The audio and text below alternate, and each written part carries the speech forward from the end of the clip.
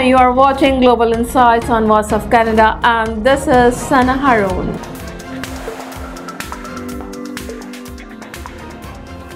Weeks after taking full control of Afghanistan, the Taliban has announced key members of its interim government.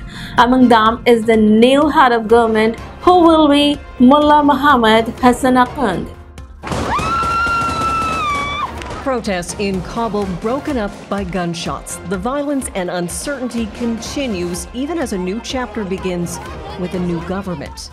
The head of the government under Taliban rule will be Mullah Mohammad Hassan Akhund. Mullah Akhund, who is already on the UN sanction list, has held power before as the country's deputy prime minister under the Taliban from 1996 to 2001. Announcing the interim government, the Taliban spokesperson says it wants to start new, yet it is relying on pillars of its insurgent past. The new leadership is closely tied to the Taliban's late founder, Mullah Omar. His son will serve as the country's new defense minister. And a man on the FBI's most wanted list is the interior minister.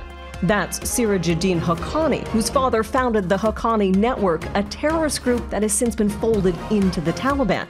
The government includes no women and will be overseen by the Taliban's supreme leader. After the Taliban seized control in August, Western nations have been waiting to see how the new regime would be structured and how it would engage the world. It's unclear if this group will work with international leaders or if it will be given access to billions of dollars in aid. Threats of murder, violence, and intimidation remain, as do concerns about the way women and girls will be treated or if they'll have access to education. With part of the new interim government now in place, there are clues as to what life will be like with the Taliban back in control. U.S. President Joe Biden on Tuesday toured the sites of deadly floods that submerged parts of the Northeast, the remnants of hurricane swept through the region, and said this storm demonstrated the ravages of climate change as he paused for investments to boost. Climate change poses an existential threat to our lives, to our economy, and the threat is here. It's not going to get any better. The question can't get worse. We can stop it from getting worse. And when I talk about building back better, and Chuck is fighting for my program, our program on the Hill, when I talk about building back better, I mean you can't build to what it was before this last storm. You got to build better so if the storm occurred again, there would be no damage. There would be. But that's not going to stop us though, because if we just do that, it's just going to get worse and worse and worse, because the storms are going to get worse and worse and worse. And so folks, we got to listen to the scientists and the economists and the national security experts. They all tell us this is code red. The nation and the world are in peril. That's not hyperbole. That is a fact. They've been warning us the extreme weather would get more extreme over the decade, and we're living in real time now. On Sunday, I immediately approved the disaster declaration of Governor Hochul to rush federal assistance to where it was needed here. FEMA is working intensively with state and local officials, assessing the damage and mobilizing resources. One of the things I want to thank Chuck for as leader of the Senate. He has helped mobilize state, local, and federal. When they're all working together, that's when things happen positively. The Health and Human Services Secretary is working with the state to ensure folks on Medicare and Medicaid get the emergency care they needed. They're going to make sure it's equitable so that the hardest hit, including lower income folks, communities of color, and the elderly, and the most vulnerable get help and get it first. They are the ones in the greatest need.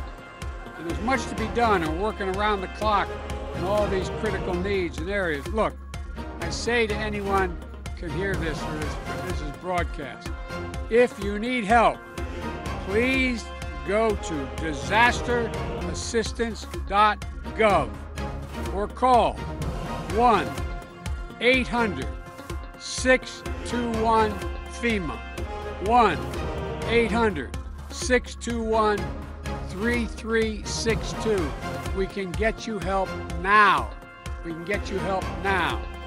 The fact is that the damage done on the West Coast, which I'll be heading to, they've already burned 5 million acres to the ground.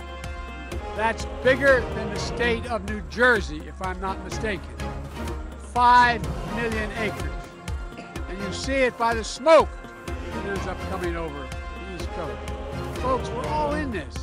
It's about time we stop the regional fights and understand. Helping somebody make sure there's no fewer fires in the West warrants helping people in this alley make sure they're not flooded. And by the way, it's not just the flooding, I'll end with this. Not just the flooding. Flooding ends up overrunning sanitation systems.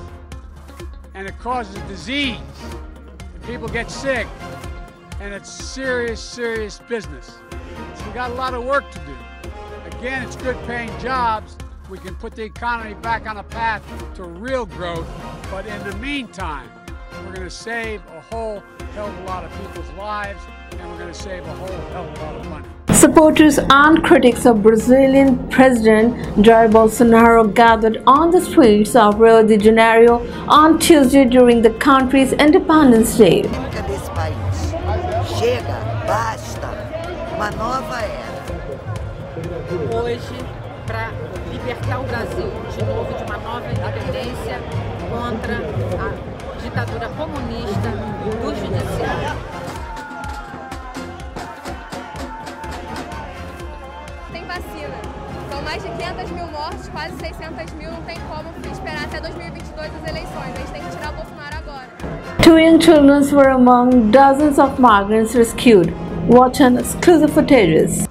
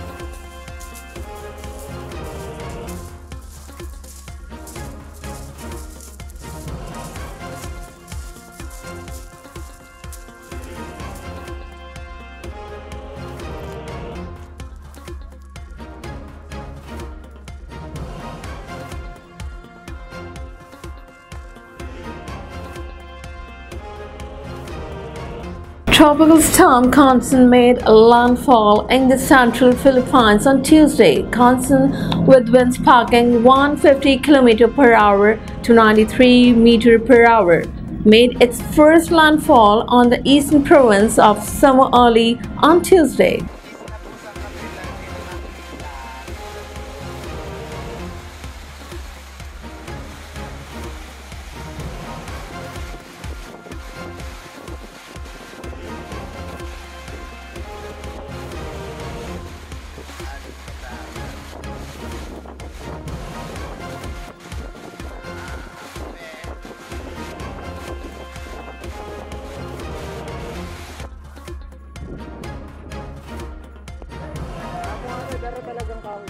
Pati yung mga bobo. Opo. Kasi matumba naman ako sa school. Ayan.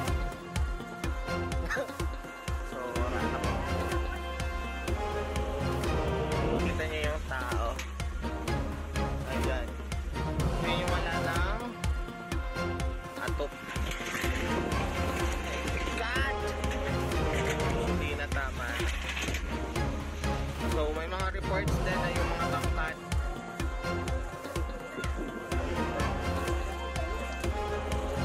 Ayun guys, wala na gani talaga sila ano. Diba? Wala na sundan ano?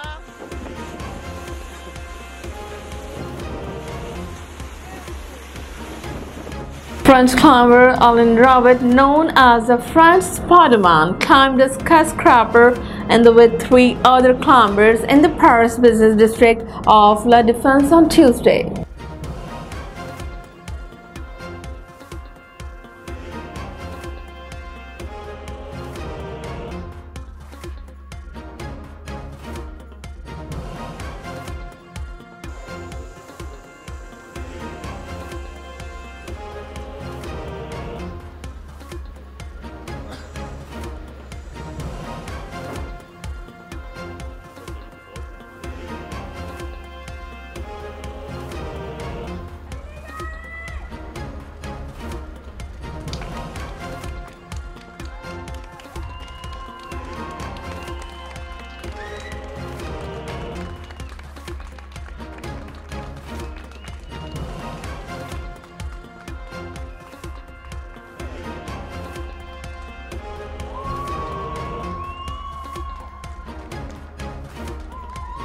It's okay, and then Marcin is a big fan for so long.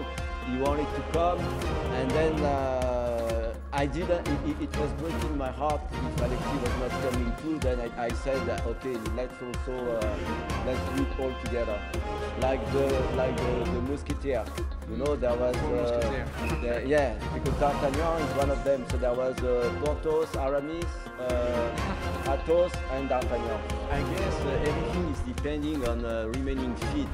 So it means that I am not seeing any obstacles about climbing at the age of 70. Hundreds of men and women in Kabul shouting slogans such as "Long live the resistance" and "Death to Pakistan" marched in the streets on Tuesday to protest against what they say is Pakistan's involvement in the country, which is now controlled by the Taliban.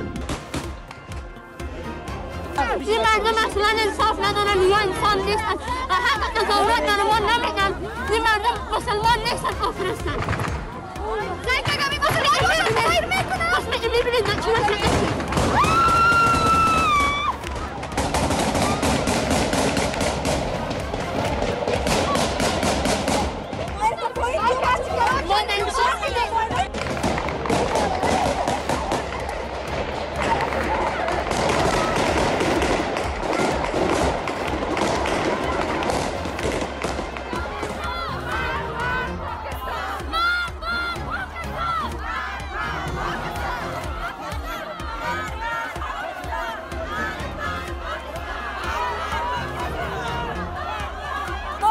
کردیم به خاطر که پاکستان حق تجاوز به پنجشیر نداره. پنجشیر فعلا گشنه است. پنجشیر دوا نداره فعلا.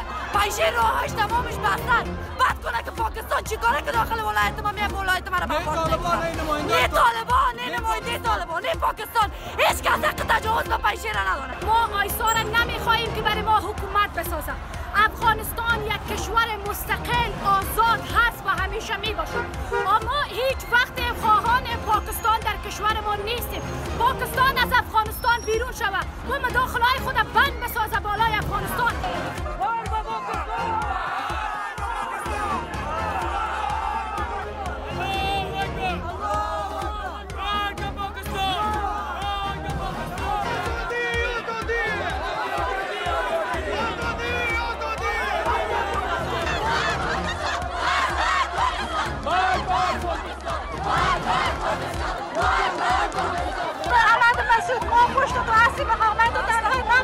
زن مرد افغانستان به پشت زن مردانه جنگ کن پیروز میشه انشالله.